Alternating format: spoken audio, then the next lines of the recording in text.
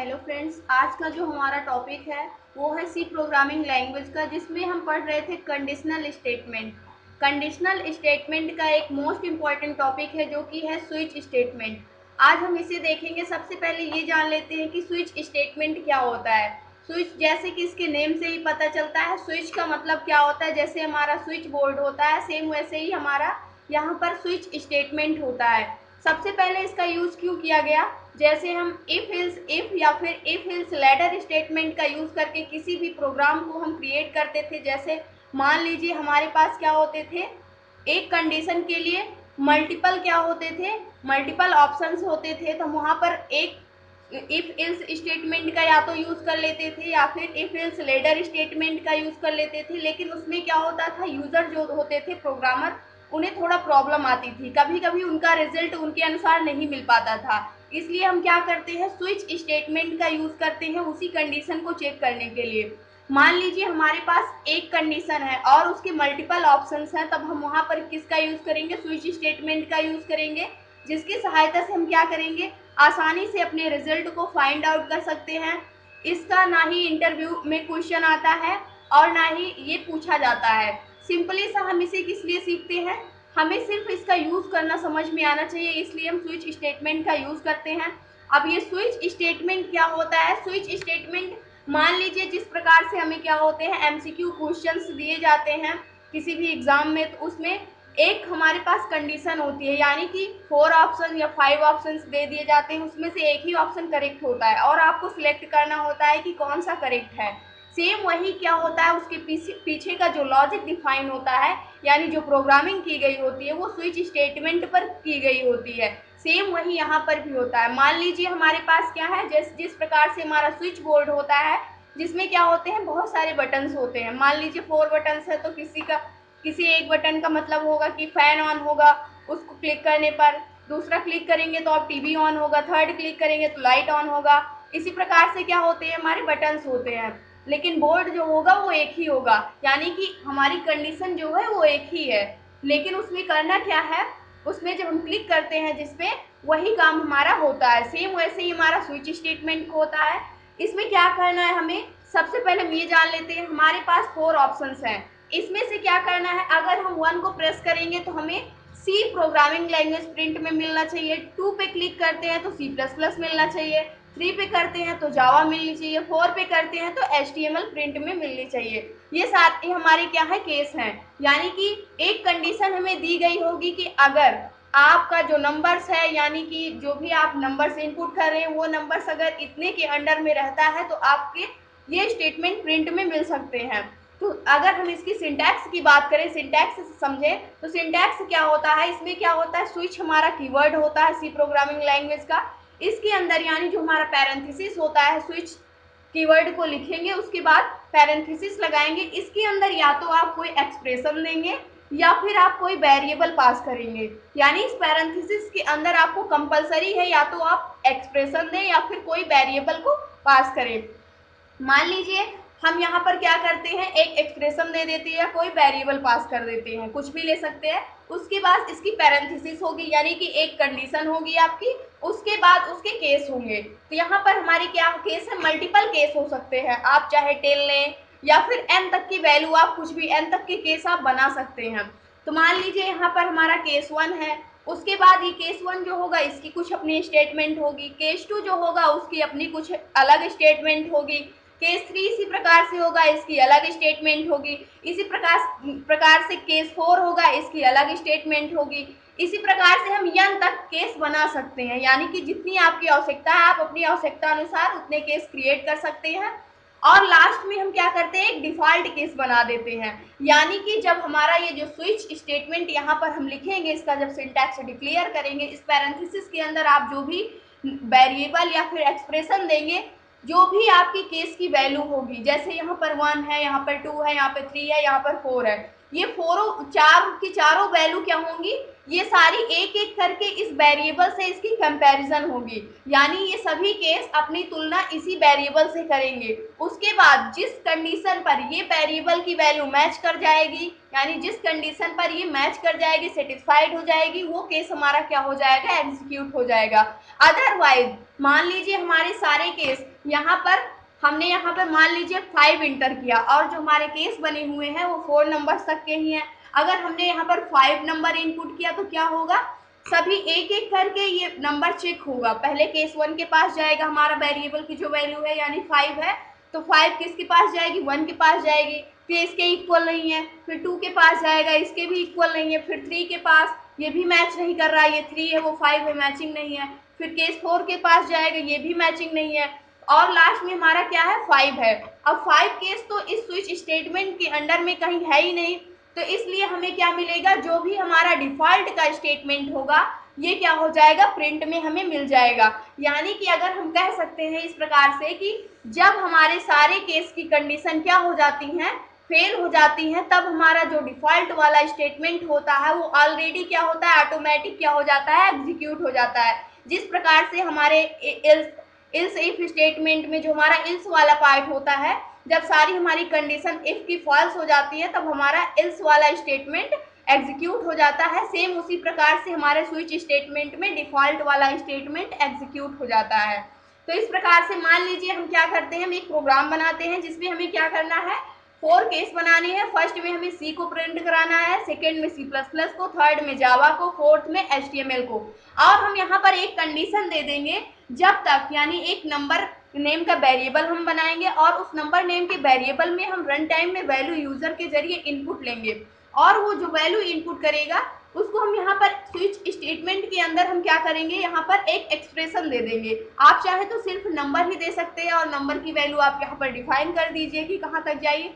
उसके बाद हम क्या करेंगे, जैसे ही नंबर बनाएंगे इस नंबर को हम कर देंगे लेस देन इक्वल 4, यानी जब तक हमारे नंबर की वैल्यू जो यूजर नंबर इनपुट करेगा उसकी वैल्यू जब तक लेस देन 4 यानी कि 4 से छोटी रहेगी, लेस देन इक्वल 4 या फिर 4 के इक्वल रहेगी, तब तक हमारी कंडीशन क्या होगी, सेटिस्फाइड होगी। यानी तब तक जो भी हमारे केस है ये प्रिंट में मिलेंगे, जो भी नंबर आप इनपुट करेंगे। जैसे ही आप 4 से बड़ी वैल्यू इनपुट करते हैं या 5 इनपुट करते हैं, वैसे ही हमें क्या मिल जाएगा, हमें जो डिफॉल्ट वाला स्टेटमेंट है वो प्रिंट में मिलेगा, क्योंकि सारी कंडीशंस हमारी केस की फेल हो जाएंगी, क्योंकि यहाँ पर 5 तक के केस बने ही नहीं है। अब हम क्या करते हैं, यहाँ पर कोड करके देखते हैं अपने प्रोग्राम को। जिस प्रकार से हमने सिंटैक्स देखा उस सिंटैक्स का यूज करके हम स्विच स्टेटमेंट का एक प्रोग्राम लिखेंगे।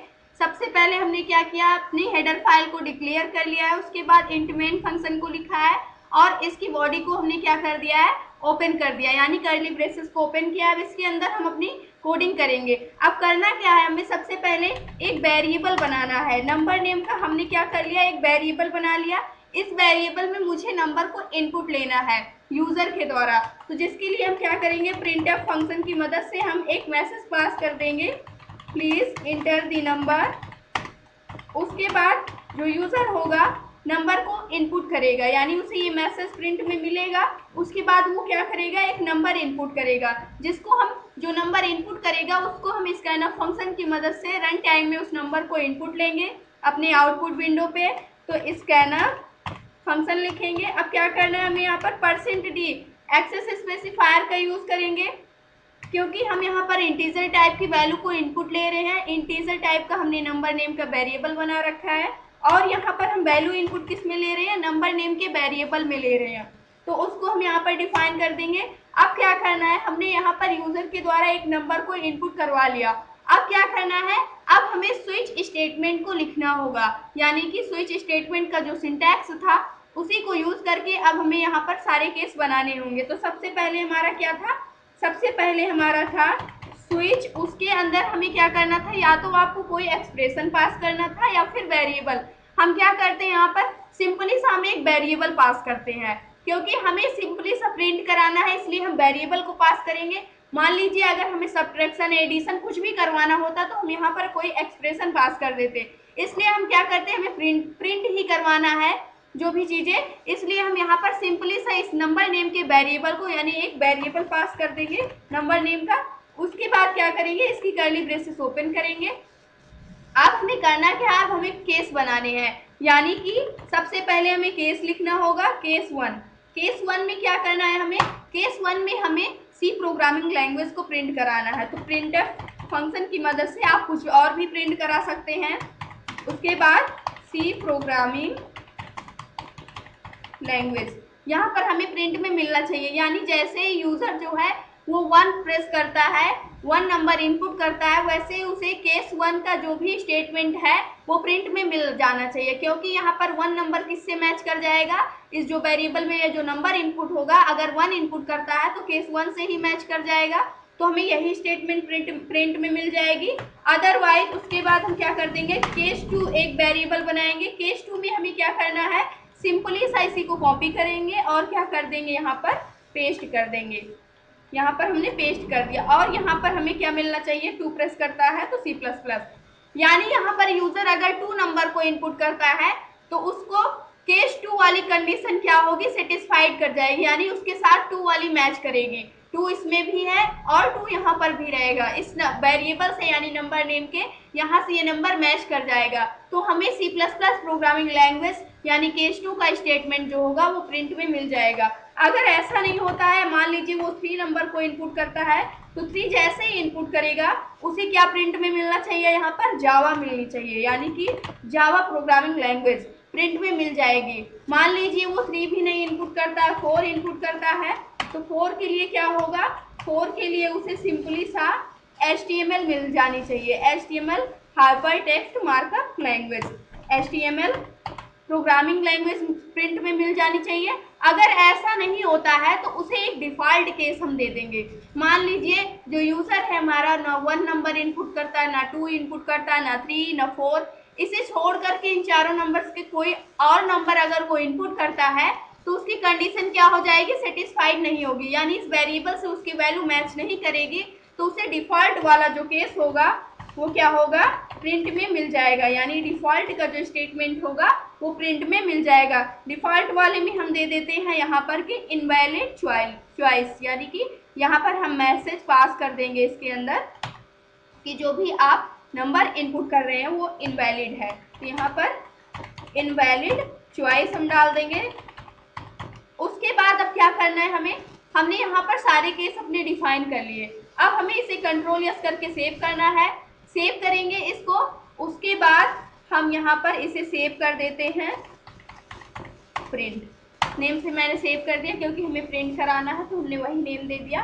F11 से अपने प्रोग्राम को हम रन करेंगे, कंपाइल और रन हो रहा है, हमारा प्रोग्राम सक्सेसफुली रन हो गया। उसके बाद क्या बोल रहा है, प्लीज इंटर दी नंबर, यानी जो कंपाइलर है वो आपसे कह रहा है कि आपको कोई एक नंबर इनपुट करना होगा। मान लीजिए मैं यहाँ पर 2 इनपुट करती हूँ तो हमें C++ प्रोग्रामिंग लैंग्वेज प्रिंट में मिल रहा है, यानी 2 का जो केस था, 2 नंबर यहाँ पर 2 जैसे ही इनपुट हुआ, मिनिमाइज करते हैं हम इसे यहाँ से, और यहाँ पर यूजर जो था उसने क्या नंबर इनपुट किया, यहाँ पे 2 नंबर को इनपुट किया, यानी यहाँ से 2 नंबर आया, तो ये इस नंबर नेम के वेरिएबल में क्या हो जाएगा, नंबर की जगह 2 हो जाएगा। अब 2 जैसे ही हुआ यानी यहाँ पर वैल्यू क्या हो गई, नंबर की 2 हो गई।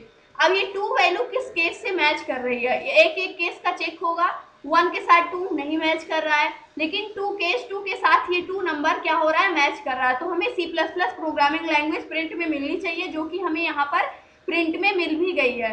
लेकिन इसके बाद का जो 3 वाला केस था, 4 वाला केस था और डिफॉल्ट वाला था, ये सारे क्या हो रहे हैं, हमें प्रिंट में मिल रहे हैं, क्योंकि हमने यहाँ से ब्रेक नहीं किया है कि हमारा जैसे ही एक स्टेटमेंट एग्जीक्यूट हो एक केस का, वैसे ही हमें क्या हो जाए, लाइन से हमें बाहर कर दिया जाए। इसके लिए हम सी प्रोग्रामिंग लैंग्वेज में ब्रेक स्टेटमेंट का यूज करते हैं, जो कि क्या करता है, आपको किसी लाइन से ब्रेक करने का, यानी कि उस लाइन के बाद पूरे प्रोग्राम से ही आपको क्या कर देता है, ब्रेक कर देता है। तो हम यहाँ पर ब्रेक स्टेटमेंट का यूज करेंगे। ये क्या करेगा, मान लीजिए यहाँ पर यूजर 1 इनपुट करता है तो जैसे ही सी प्रोग्रामिंग लैंग्वेज प्रिंट होगा वैसे ही आपको ये पूरे प्रोग्राम से ब्रेक कर देगा, यानी कि बाहर कर देगा, उसके बाद कुछ भी प्रिंट में नहीं मिलेगा।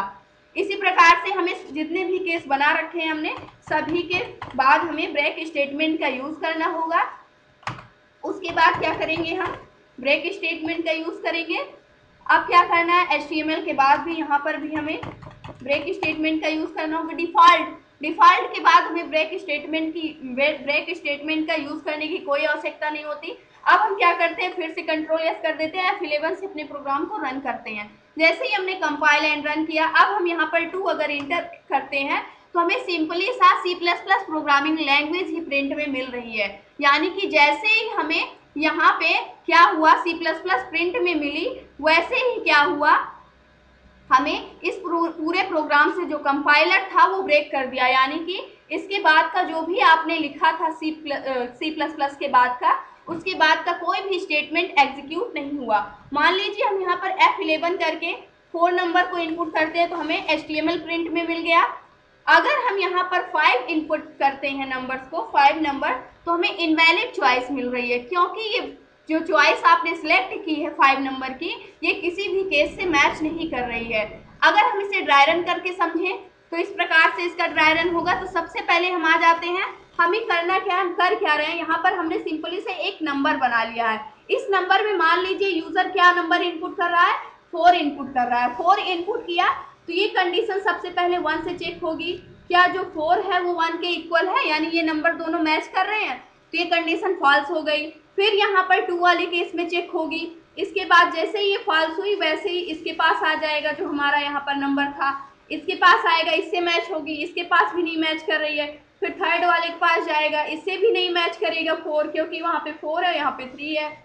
उसके बाद 4 वाले केस के पास जाएगा तो 4 इक्वल 4 हो रहा है, तो यहाँ पर ये कंडीशन हमारी बिल्कुल सेटिस्फाइड हो गई और 4 वाला स्टेटमेंट जो था हमारा प्रिंट में मिल गया। इसी प्रकार से मान लीजिए जो यूजर है हमारा, वो क्या इनपुट करता है, यहाँ पर 5 इनपुट करता है। अब 5 नंबर 5 केस हमारे पास बने ही नहीं है, तो हमें कुछ प्रिंट में मिलेगा ही नहीं, यानी कि जो आपने नंबर इनपुट किया वो इनवैलिड नंबर है। सेम इसी प्रकार से आप किसी भी चीज को अगर प्रिंट कराना चाहते हैं और आप स्विच केस स्टेटमेंट का यूज करके आप क्या कर सकते हैं, उस प्रोग्राम को बना सकते हैं और आसानी से समझ सकते हैं।